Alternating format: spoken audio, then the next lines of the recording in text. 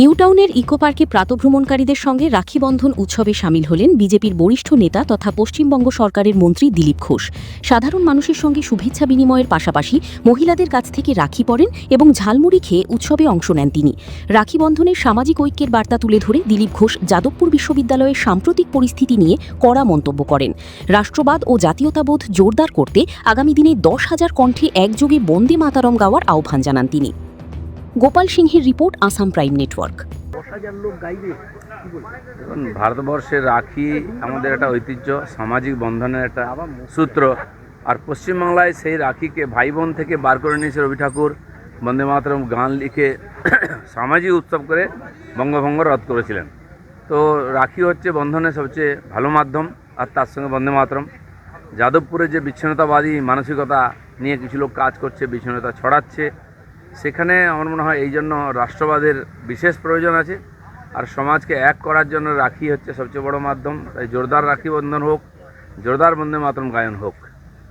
আজকে গতকাল রাতেই পড়েছে একটা পোস্টার যাদবপুরের ভেতরে, সেখানে প্রধানমন্ত্রীর ছবি। প্রধানমন্ত্রী প্রশ্ন করছেন মুখ্যমন্ত্রীকে যাদবপুরে কি হচ্ছে, আর মুখ্যমন্ত্রী উত্তর দিচ্ছেন যাদবপুরে বন্দে মাতরম গাইছে।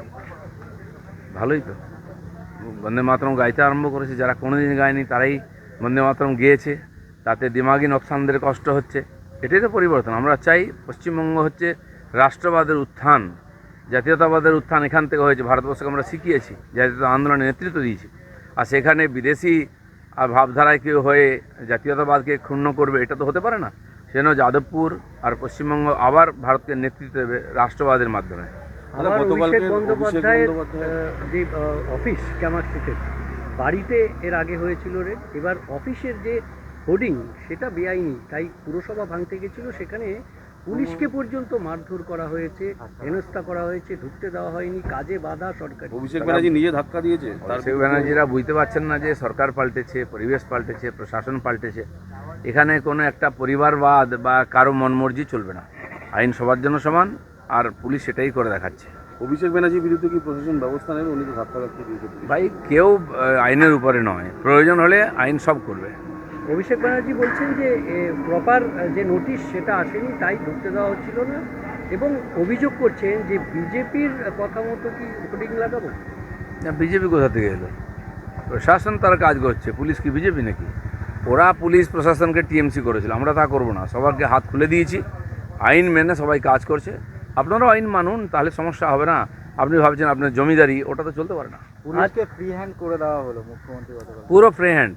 পুলিশ সেভাবেই কাজ করছে, বুঝতে পারছেন, এবং আগামী দিন আরও বুঝতে পারবেন।